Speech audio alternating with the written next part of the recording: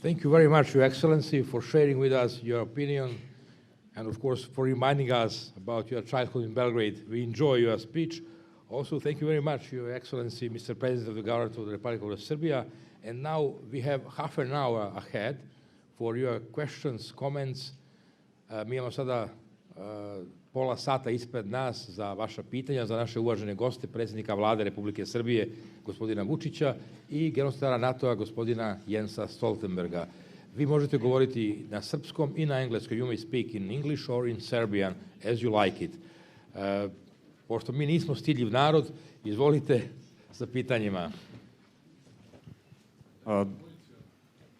Dobar dan, poštovanje. Good afternoon. I'll speak in Serbian because it's my mother tongue and we are in Belgrade. After all, I'm Vuk Velebit and I'm a student of Faculty of Political Science. I study international relations. I'm on my third year. My question is for Mr. Secretary General, Mr. Stoltenberg.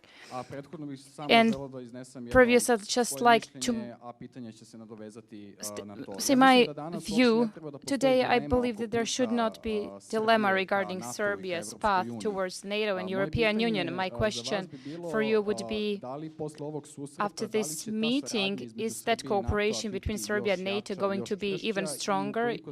And if Serbia, in recent future, maybe decides to integrate itself into the NATO, what would be the tempo and the pace for such integration? Thank you very much. The answer is that yes, this visit is a strong expression of that we are now enhancing and increasing the cooperation between NATO and Serbia. Both the political dialogue, it is important that the Prime Minister and I speak directly together about all the important issues which we now are facing on the international agenda, as the terrorist threat, the ISIL, the instability in the Middle East, North Africa, but also the challenges we face in Europe, and of course also the refugee crisis. And I commend Serbia for what they have done in tackling, managing the high number of refugees, migrants, which are moving through your country. I also strongly welcome your efforts to try to become a member of the European Union. And that's your decision. And I know that you are now aiming at opening the first chapters in your negotiations with the European Union, and I wish you all the best. I have actually a lot of experience with negotiations with the European Union, because Norway, I was in a government in Norway for many years, and Norway is the only country in the world that has negotiated an accession treaty with the European Union and then voted it down in a referendum. Not only once, but twice. So we are experts in negotiations with the European Union. So if you need any help, we can help you. But if you need any help in winning referendums, we cannot help you, because we are losing them, but we are good at negotiations with the European Union. If Serbia decides to, what should I say, aspire for NATO membership, well, again, that's a sovereign Serbian decision. I will be very careful about speculating about that, because it may sound like I'm, in a way, urging you to do the one or the other. I would just remind you that NATO has excellent relationship with several neutral countries. Sweden, Finland, neighbors of my home country, Norway. They are excellent countries. We have excellent relationship. There are no problems with the Swedes, except for that they invaded Norway for 200 years ago, but we have forgotten about that. NATO has a very good relationship with Austria, Switzerland, and so on. So there is no problem whatsoever for NATO to have a very close working relationship, partnership with neutral countries, being it Sweden, Finland, Austria, Switzerland, or Serbia. And then it's up to you to decide whether you want to go further and to aim at the membership later on, but that's absolutely something I leave for you to decide. Poštovanje, Aleksandar Klarić, student 3. godine Međunarodni smjer. Dame i gospodo, poštovani gospodine Stoltenberg, poštovani premijeru gospodine Vučiću, imam veliku čast da vas pozdravim u ime Fakulteta političkih nauka studenata i Centra za međunarodnu javnu politiku.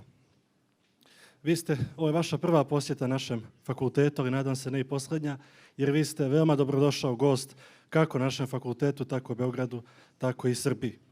Gospodin Stoltenberg, zanima me da li međunarodna zajednica, pa kažem i onda mislim i NATO, danas ima adekvatan odgovor na terorizam i da li smatrate da možda ima mjesta razmišljanju da su i sami propusti u međunarodnoj zajednici doveli do njegovog širenja. Najljepše vam se zahvaljujem. Hvala kolega.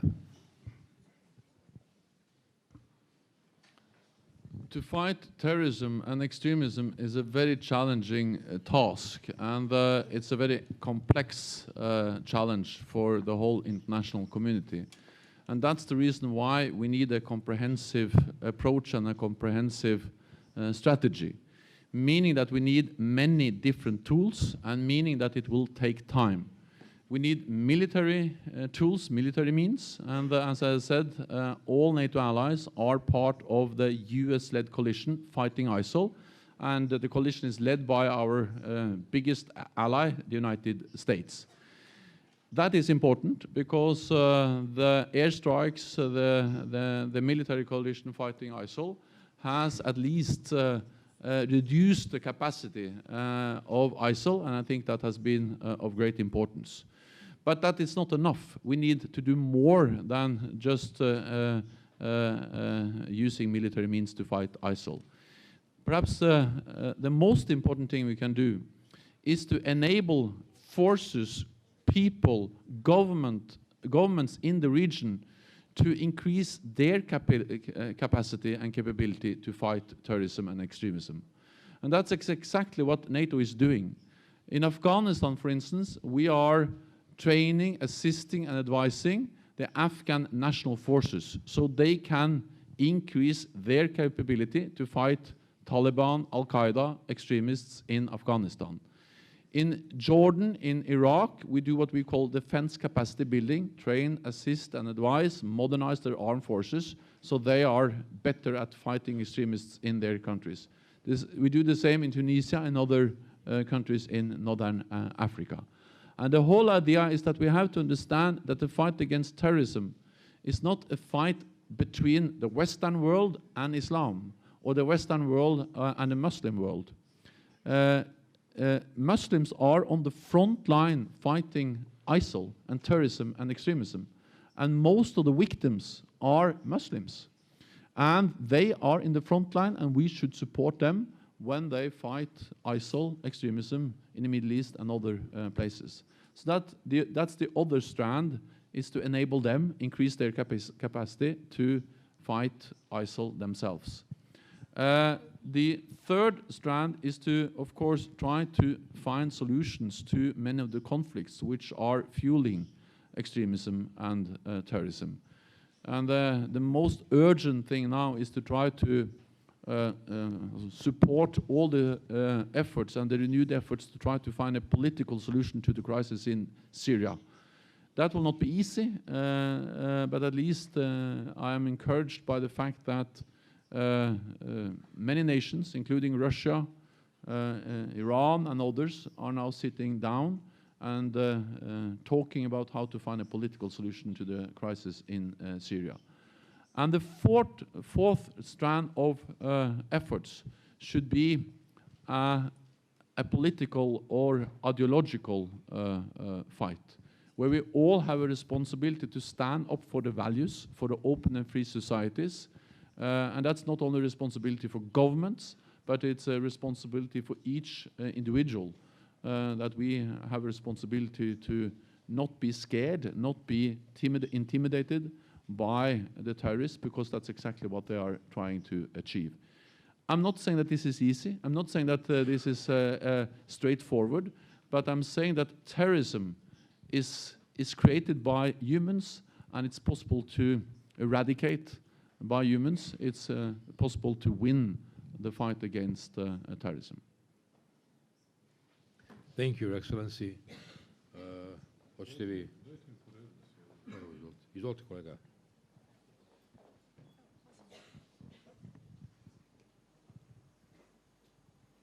Dobar dan. Good afternoon. My name is Stefan Surlic, and I'm on my PhD studies on Faculty of Political Science. On behalf of my colleagues, I'd like to thank you for visit of these distinguished guests, and I'd like to thank for the opportunity to see and hear them alive and to hear their opinions. I'd take this opportunity to ask a question to the Prime Minister regarding one security issue, which is that for quite some time there have been words about closing down the borders, and for migrants, would possible borders closing down resolve the problem, or the problem would escalate or lead to some conflicts within the region of the Balkans? Of course, this refers also to the NATO countries, being that we are surrounded by NATO countries. Dear Stefan, I thought I had to behave like Ivica Dačić when I'm not being asked anything, just to take microphone and get a question, because I was waiting all the time to get the question. So thank you for your question. But just please bear in mind two things. When you analyze and when you hear every day, because I'm dealing with these polls and some research of public opinions, I mean, not even those who could do those stuff actually deal with that. But you see that majority of what government is doing and what I myself am doing, people are against that. When you ask them, I don't want to put this like, do you hate someone? I mean, if you don't like someone, you'll hear my name. But if you ask people who are they going to vote for, then you hear again the same name, my name. Because in the end of the day, people expect those who are not patronizing anyone. I know it would be much easier for you to say, oh yeah, we're just going to show them what we're going to do. We're going to close down the borders. So they'll see, we'll beat someone, send someone away, and to find someone like that woman in Hungary, which tripped that those refugees, saying, yeah, we saved our country from that ferocious beast and so on. But actually, my question for all of you is, excuse me, are those people bothering anyone? Have you ever seen them? What they might, if they haven't been located downtown near the Faculty of Economy, nobody would ever seen them. That's our job. I mean, the country's dealing with it. When we were informed by Slovenians and Croats, I wish they did that a bit earlier. Slovenians and Croats and Macedonians, when they told us they will not take any more economic migrants. I mean, those that are not from Iraq, Afghanistan, and Syria, we resolved that in 15 minutes. That's not such a big problem, but we are not going to put wires, because I heard what Angela Merkel said. She's completely right. She was born in the country that was surrounded by barbed wire, and she's not going to be part of the policy that is going to put up barbed wires again. Serbia suffered a lot during Second World War and wars during the 90s, and others suffered as well. But what are we going to gain by putting up barbed wire in our territory? To build fences around our country? What did we get? What did we lose? Nothing.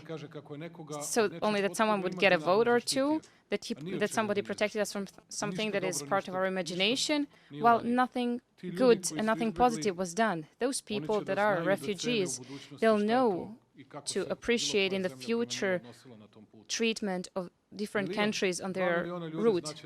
2 million people, they'll know that Serbia treated them well. They will always think well of Serbia.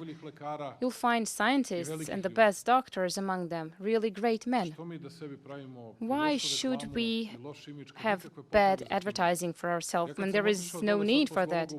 After I went to Preševo Center after Paris attacks, because they told me you are the only fool that would dare to do that, and of course I got the maximum of negative scores on social networks. Do you think I got excited? Well, I'm that much excited that I'm willing to go there again on the 2nd or 3rd of December.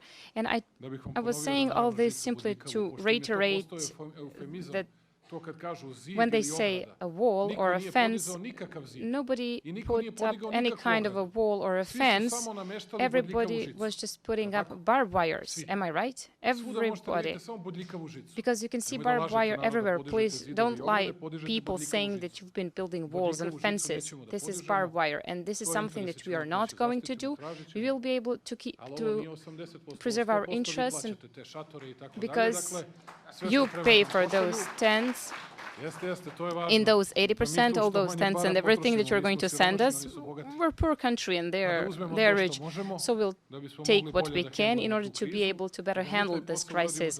So to do this job in the best possible way. So that's the essence, which brings me back to the thing I want to ask you, just to take care about the final score, final result. Leave emotions aside and don't pay too much attention what somebody said or wrote. It's not important when you have the result 0 to 1, 0 to 3, because we're not losing. We're not losing in any field. It depends upon our economy, and in order to have good economy, it's important to have stability in our country, so they have stability in the region, to have good relationships with migrants, how to protect ourselves from terrorism, and how to be among the international forces in fighting terrorism. I believe this is a normal approach that everybody who's willing to can understand. But some people are having a blind eye. That's why they just don't want to understand that. And please just bear in mind what is the result, final result on the dashboard. So once again, thank you, Stefan, for your question. Thank you, Mr. Prime Minister. Please, colleague, take the floor. Distinguished Mr. Stoltenberg, distinguished Prime Minister, I would first like to greet you and to thank you for coming to our faculty today. I'm Zubenica, I'm a student of the 3rd year here, and I would like to ask you, Mr. Prime Minister, how great security risk for Serbia are the events in France and also the bringing down of the Russian plane, and what is the situation like for Serbia? Dear Mr. Zubinets, I write down everything, whatever it may be. It may mean, no, it means just nice things. They created this joke when my secretary send a mail, and they said, what mail? And then my secretary says, any mail whatsoever. Well, that's a joke, just a common joke. Well, I wanted to thank you for your question. I wanted to tell you, we are a small country, and we are really trying to get away from the responsibility and obligation that lies on the shoulders of Mr. Stoltenberg or President Hollande or Merkel. We do not plan to be stronger than we are, albeit we like to flex our muscles every now and then to show that we are brave and strong, but I prefer to avoid that at any cost whatsoever and in any way. The events in Paris is certainly a warning, and you can defend yourself in 3 ways. I'm working hard on those in 2 ways. Tomorrow you are going to see the repressive version, but I'm never delighted if we need to use one. The first one is to really have good policy. I think we have good policy. We are exercising good policy that does not causes or does not attract. I'm not saying that the others are doing, but we are a small target. We are trying to, sort of be on the side as much as you can, of course, prevent it through intelligence. To increase that. The third point, if it happens, which you can never really know 100%, but you have these 2 first elements. If you do not prevent them in these first 2 ways, we have repressive methods. Tomorrow we are going to have this exercise. You go to Novi Belgrade.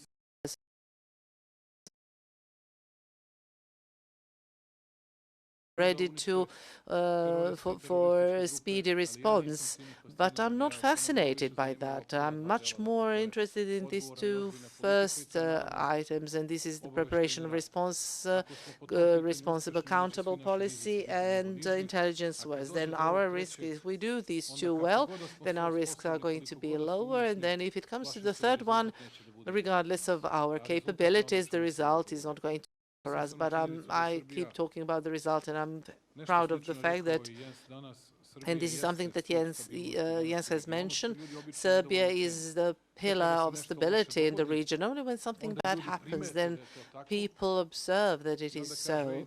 And then they say, hey, if only we had peace and stability, if only.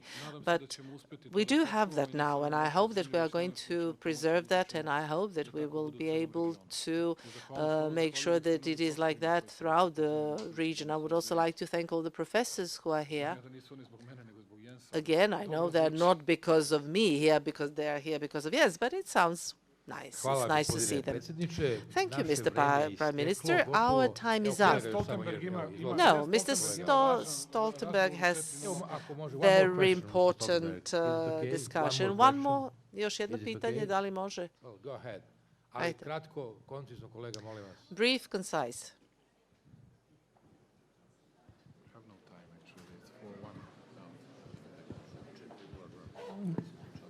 I'll speak in English to make it easier. First, I would like to thank you for your time and to be here. My question is concerning the last attacks in Paris, actually, because we see that a lot of people are provoked by that attack. And do you see any possibility of putting boots on the ground in Syria, and if so, when? Thank you.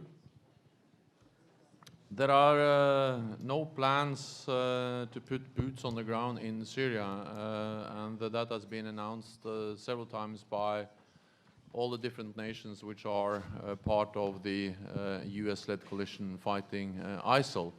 But as I underlined, what NATO is doing is that we are trying to build local capacity to train and assist and advise forces in the region. I'm speaking then about forces from Afghanistan all the way through the Middle East and into North Africa in different ways, by capacity building, by train, assist and advise. And that's the reason why we work with, for instance, the government of Iraq to modernize, to improve their armed forces. And that's the reason why we're doing what we're doing in Afghanistan and in other places. Because in the long run, it's very difficult to fight the war of to support and enable them, and that's part of our strategy when it comes to fighting ISIL. So let me just end by saying that what happened in Paris, but also the downing of the Russian plane and the terrorist attacks in Ankara and Beirut are reminders of that no country is 100% safe. We are vulnerable, but we are stronger than the terrorists, partly because we are stronger measured in military capabilities. But the most important reason why we are stronger than them is that our values are better than their values. Freedom is just better than oppression and dictatorship. And respect for human lives is better than barbaric violence. And equal rights for men and women is just better than slavery and the way the ISIL and others are behaving. So we will win in the long run because our values are superior than their values. Thank you so much.